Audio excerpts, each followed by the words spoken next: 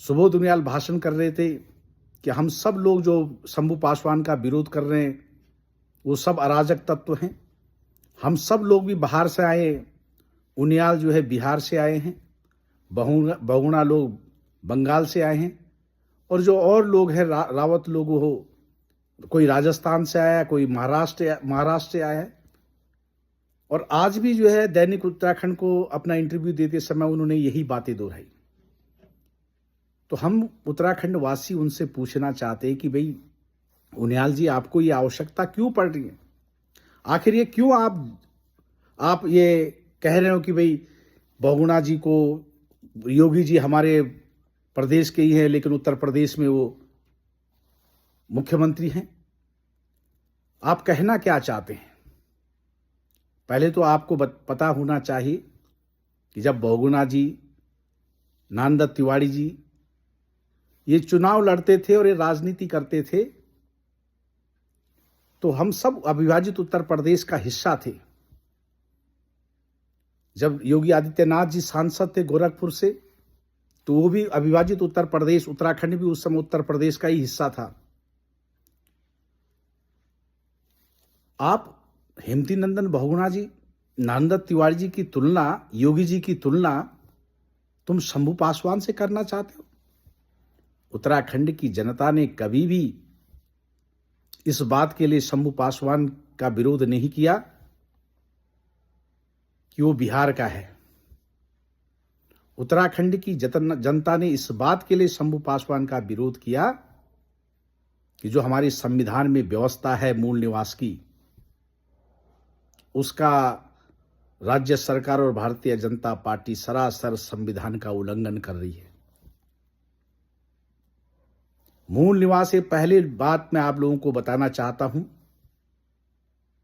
कि मूल निवास की जो अवधारणा है, जो मूल निवास की धारणा है, वो केवल और केवल भारतीय संविधान में अनुसूचित जाति और अनुसूचित जनजाति के लिए है। और उस समय 1950 में प्रेसिडेंशियल डिक्लेरेशन हुआ था कि किसको किस राज्य का मूल निवासी माना जाए, और उसके लिए डिक्लेरेशन हुआ था कि 1950 में जो व्यक्ति जिस राज्य में रह रहा है वो वहां का मूल निवासी है, और वो मूल निवासी केवल और केवल अनुसूचित जाति और जनजाति के लिए था। क्योंकि शंभू पासवान ने स्वयं कई बार कहा कि मेरा जन्म बिहार में हुआ था, मैं 1980 में उत्तराखंड आया था। तो जो संवैधानिक व्यवस्था है, जो जाति प्रमाण से संबंधित व्यवस्था है, जो मूल निवास से संबंधित व्यवस्था थी अनुसूचित जाति और जनजाति के लिए, वो प्रेसिडेंशियल डिक्लेरेशन में 1950 थी, और उसमें स्पष्ट प्रावधान है कि अनुसूचित जाति या जनजाति का व्यक्ति केवल और केवल सरकारी लाभ, चाहे आरक्षण का हो, चाहे स्कॉलरशिप का हो, चाहे जाति प्रमाण पत्र का हो, वो उसी राज्य में ले सकता है जिस राज्य में 1950 का वो मूल निवासी हो। तो पहले तो हम ये बात बिल्कुल क्लियर करना चाहते हैं कि शंभू पासवान का विरोध इसलिए नहीं हुआ था कि वो बिहार का है। शंभू पासवान का विरोध इसलिए हुआ था कि जो संविधान ने व्यवस्था दी है मूल निवास की अनुसूचित जाति के लिए, तो उसका लाभ उसी राज्य में मिलना चाहिए था, इस राज्य में नहीं। और क्योंकि हाँ, अगर वो उत्तर प्रदेश के होते तो हम मान सकते थे कि उत्तर प्रदेश उत्तरांचल का, उत्तराखंड उससे निकला हुआ राज्य है, लेकिन ये राज्य तो बिहार है। तो इसलिए जो भी उनको, चाहे वो अनुसूचित जाति की सीट पे लड़ना चाहे, चाहे वो नौकरी में आरक्षण लेना चाहे, तो वो संविधान में व्यवस्था है कि उसी राज्य का निवासी होने के कारण उस राज्य में ही उस व्यक्ति को ये लाभ मिलेगा।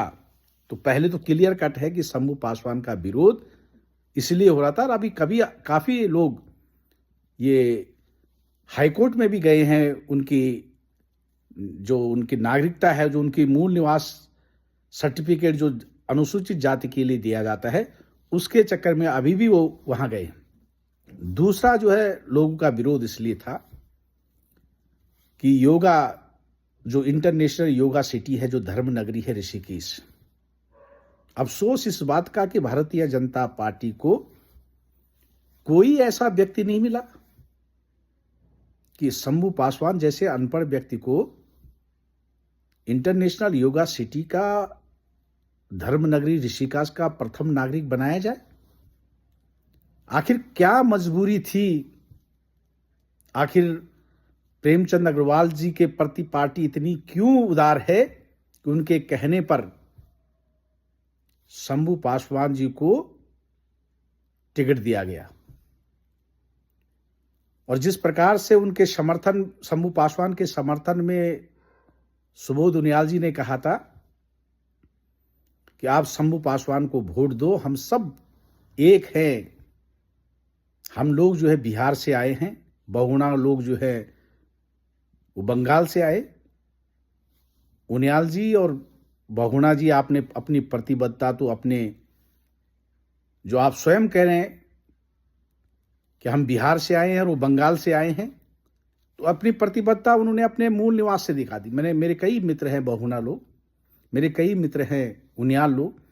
जब मैंने उनसे पूछा कि आपके पूर्वज कहाँ से आए, तो उन्होंने कहा भी हमें तो पता नहीं, उनियाल जी को पता नहीं कहाँ से ज्ञान हो गया, हम तो शुरू से करीब जो है 100-200 साल पूर्वज हमारे यहीं से है, हमें तो पता भी नहीं कि हम कहाँ से आए, क्या आए, हम तो पहाड़ के ही हैं। लेकिन जिस तरह से उन्होंने शंभू पासवान का साथ दिया, शंभू पासवान के लिए उन्होंने पूरा जोर लगाया, तो उन्होंने तो शंभू पासवान के साथ अपनी जो बिहार की उनकी मूल निवासी का प्रमाण दे दिया। उसी प्रकार सौरभ बहुगुणा ने भी जब विधानसभा के अंदर इसी रिजर्वेशन पॉलिसी पर विकास नगर के विधायक मुन्ना सिंह चौहान ने प्रश्न उठाया था कि जो नमो शूद्र बंगाली जाति की, अनुसूचित जाति की लोग हैं, कहा था कि उनको यहां आरक्षण नहीं मिलना चाहिए। दूसरे राज्य का व्यक्ति ओबीसी और एससी एसटी में निकाय चुनाव में और पंचायत चुनाव में आरक्षण का लाभ नहीं ले सकता। मुन्ना सिंह चौहान का इतना कहना, और जो बंगाली समाज है तराई भाबर में, उसने भारतीय जनता पार्टी के शीर्ष नेतृत्व को और सौरभ बहुगुणा से इतना दबाव डलवाया कि मुन्ना सिंह चौहान का स्वाभिमान तार तार हो गया। और एक बार नहीं, दो बार नहीं, तीन बार नहीं, चार बार माफी मांगनी पड़ी, लिखित में भी माफी मांगनी पड़ी। इससे ज्यादा अपमानजनक बात मुन्ना सिंह चौहान के लिए कभी नहीं हो सकती थी। अगर कोई स्वाभिमानी व्यक्ति होता तो वो विधानसभा से इस्तीफा दे देता, लेकिन लिखित में माफी नहीं मांगता और चार बार माफी नहीं मांगता। और अभी हाल में देखा कि किस प्रकार से एक लेटर उनका वायरल हो रहा है, सौरभ बहुगुणा जी का, कि जब वो बंगाली समुदाय एक बार पुनः ऋतु खंडूड़ी से कह रहे हैं कि इसको विधानसभा की प्रक्रिया से हटाया जाए और विधानसभा के अंदर एक बार पुनः मुन्ना सिंह चौहान से माफी मंगवाई जाए, तो इससे साफ जाहिर होता कि सौरभ बहुगुणा ने भी, जो सुबोध उनियाल जी ने कहा कि सौरभ बहुगुणा जी जो है बंगाल से आए हैं, तो उन्होंने अपनी प्रतिबद्धता उस बंगाली समाज के प्रति दिखाई। इसलिए ये स्पष्ट है कि शंभू पासवान को आप हेमंती नंदन बहुगुणा जी से, योगी आदित्यनाथ से उनकी तुलना न करें। ये इससे ज्यादा अपमानजनक बात हमारे उत्तराखंड वासियों के लिए कभी नहीं हो सकती। हम उत्तराखंड वासियों ने कभी भी पहाड़ और मैदान की बात नहीं की। भारतीय जनता पार्टी इसको पहाड़ और मैदान का रूप दे करके विस्फोटक स्थिति पैदा करना चाहती है। उत्तराखंड, पहले मैं मैदानी क्षेत्र के लोगों से भी कहना चाहता हूँ, बहुत से लोगों के मन में भ्रम है कि जो मूल निवास है, भू कानून है, वो केवल पहाड़ के लोग मांग रहे हैं और पहाड़ के लोग हमसे वो अलग हट करके ये मांग कर रहे हैं। मैं मैदानी क्षेत्र के लोगों से कहना चाहता हूं कि भू कानून, सख्त भू कानून और मूल निवास 1950, ये सबके लिए अनिवार्य है और आप जो है इससे अलग नहीं है। ये उत्तराखंड के मूल निवासियों के लिए भी मांगा जा रहा है और मूल निवास 1950 किसके लिए? जो उत्तराखंड की सीमा में अनुसूचित जाति और जनजाति के लोग रह रहे हो, चाहे वो नारसन से लेकर के पिथौरागढ़ तक हो, चाहे आराकोट से लेकर अस्कोट तक हो, इन सब पे जो है ये लागू होगा। और जो भू कानून है ये केवल पर्वतीय जनपदों के लोग नहीं मांग रहे, ये पूरे उत्तराखंड के लोग, उसमें मैदानी क्षेत्र भी है। भारतीय जनता पार्टी ने तो हरिद्वार और उधम सिंह नगर को इससे अलग कर दिया। ये पहले ही हरिद्वार और उधम सिंह नगर को पहाड़ से अलग काटना चाहते हैं, विभाजित करना चाहते हैं। ये इनकी मनसा बहुत द्वेषपूर्ण लगती है।